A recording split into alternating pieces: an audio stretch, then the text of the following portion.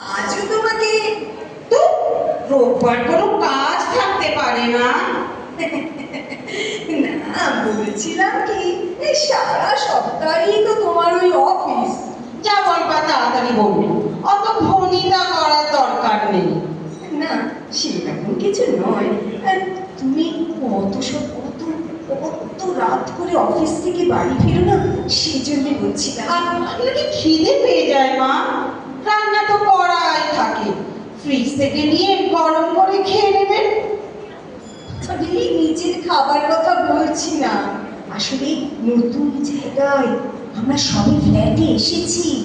ফ্ল্যাটের লোকেরা আপনার কানে এসে বলেছিল তোমার বৌমা এত রাত করে ফেরে, তুমি একটু করকে দিতে পারো না, তাই আপনি আমাকে একটু করকে দিতে এলেন। ওভাবে কথা বলছো কেন বৌমা? কিভাবে বলবো? ফ্ল্যাটের লোকেদের জিজ্ঞেস করে আসবে। তাছাড়া তোমার ওই পোশাক আশাক, যেমন ওই যে হাত কাটা জামা। আপনিও তো এই গরমে হাত কাটা পরে থাকেন মা। এই আমার আর তোমার বয়স এক হলো।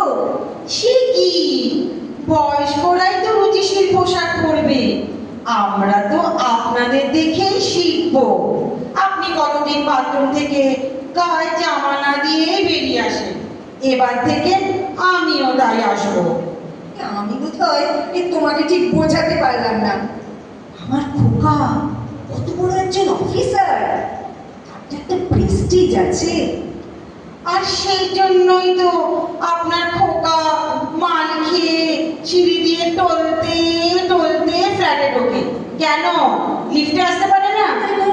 আমি বারণ করেছিলাম, লিফট যদি আটকে যায়।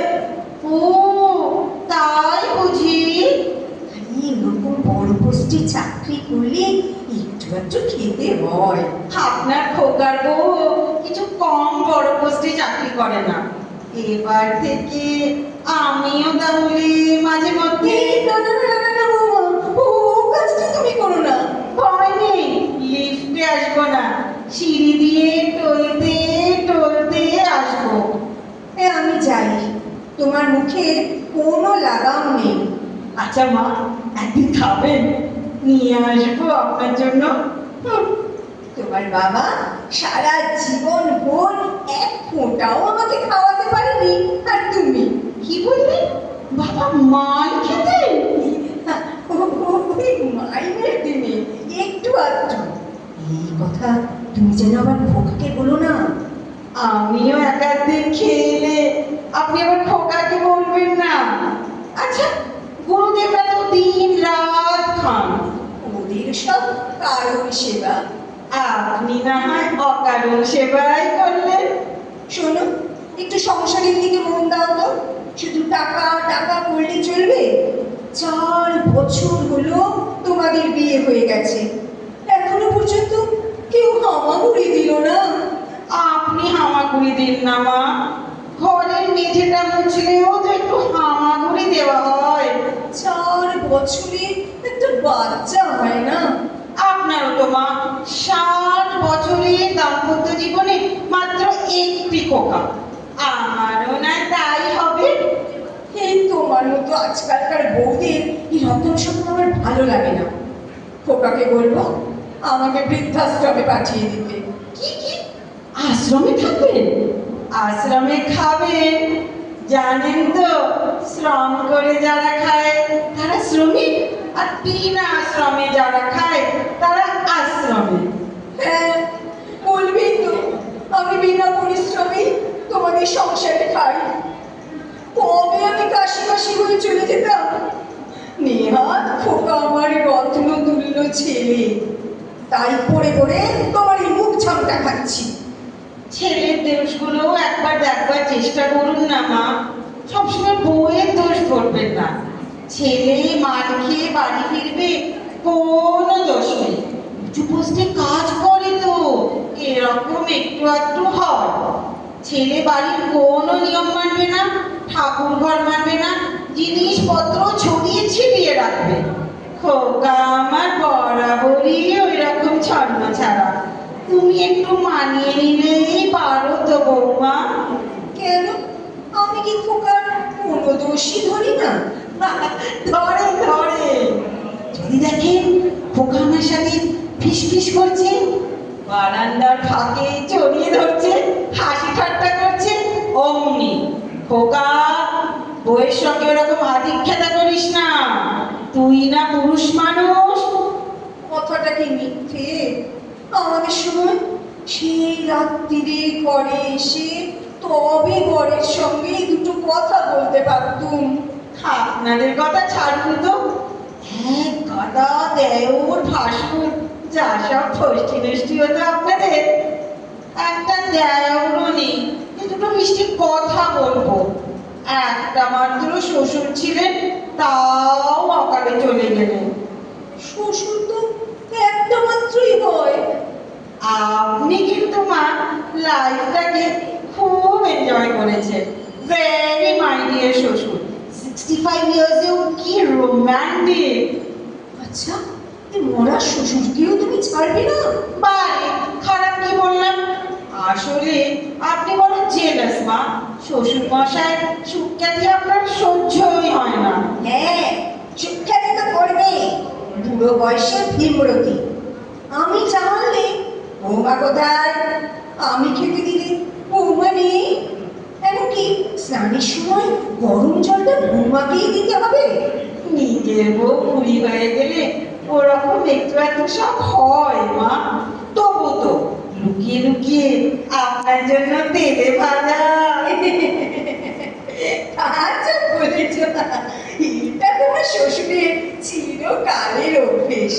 অফিস থেকে ফেরার সময় আমার জন্য কিছু না কিছু আনবে। আচ্ছা মা, আপনি কোনদিন প্রেম করেছেন? কি বলছো বৌমা? না মানে বলছিলাম কি, আপনাদের তো অল্প বয়সে বিয়ে হতো, এত বড় দাম্পত্য স্প্যানে এই এদিক ওদিক একটু একটু। না না না না, সেরকম কিছু মনে পড়ে না। তবে তোমার শ্বশুরের এক বন্ধুর আমার উপরে একটু দুর্বলতা ছিল। উনি কি করতেন মা? হ্যাঁ, সেরকম কিছু না, তবে একবার আপনার হাত ধরেছিলেন? পা পা ধরেছিলেন? পায়ে হাত দিয়ে প্রণাম করেছিলেন। হ্যাঁ হ্যাঁ নয় বৌমা, হ্যাঁ। সিদ্ধি খেয়ে বাড়িতে বিজয়া করতে এসে আমাকে শাশুড়ি ভেবে প্রণাম করেছিলেন। আপনি কি করলেন? আমি আর কি করব, দৌড়ে পালাতে গিয়ে ওনার ঘাড়ের উপরেই পড়ে যাই। কি লজ্জা, কি লজ্জা, কি লজ্জা! কি শিহরণ, কি শিহরণ! এর মধ্যে আবার শিহরণ কোথায় দেখলে? হয় হয় মা, আমি তো একজন মেয়ে। এই দেখুন না, কাল এত রাতে আমি আর আমার বস সোহাগ যখন লিফটে নামছি, হঠাৎ হয়ে গেল লোডশেডিং। লিফটের মধ্যে ঘুটঘুটে অন্ধকার। আমি তো ভয়ে সোহাগকে তো জড়িয়ে ধরলাম। তোমার লজ্জা করলো না? কি করব, ভয় করলো যে। তারপর 1 মিনিটের মধ্যে আলো চলে এলো। কি মিনিট, মানে 60 সেকেন্ড। তুমি খোকাকে বলেছো? মা, আপনিও যে কি, এ কথা কি বলা যায়? আপনি বলেছিলেন বন্ধুর কর্তার বন্ধুর গানের উপর যখন পড়লেন তখন। হ্যাঁ, যাই বলো বৌমা, এই তোমাদের দিনকালটা একদম ভালো নয়। তোমরা কোথায় থামতে হয় সেটাই জানো না। প্রবলেমটা ওখানেই মা, আপনারা কোথায় শুরু করতে হয় জানতেন না। আপনাদের ইচ্ছে অনিচ্ছের কোনো দাম দেওয়া হতো না।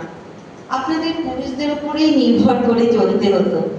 জামানা বদলে গেছে মা, আমি চলি, ওভারটাইম আছে।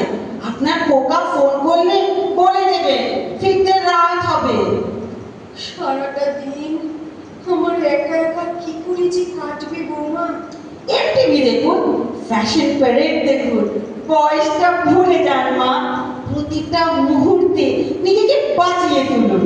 আচ্ছা, আজ তো ও নেই, আসুন আসুন, আজকে আপনাকে একটা হামি খেয়ে বেরোই।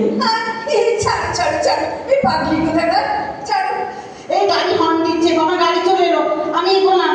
আচ্ছা আসছি, রাত হবে, টাটা। সাবধানে যেও। দুর্গা দুর্গা দুর্গা দুর্গা দুর্গা দুর্গা।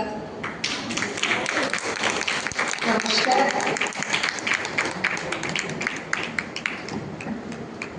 ধন্যবাদ জানাই। মানে গল্প তো গল্পই।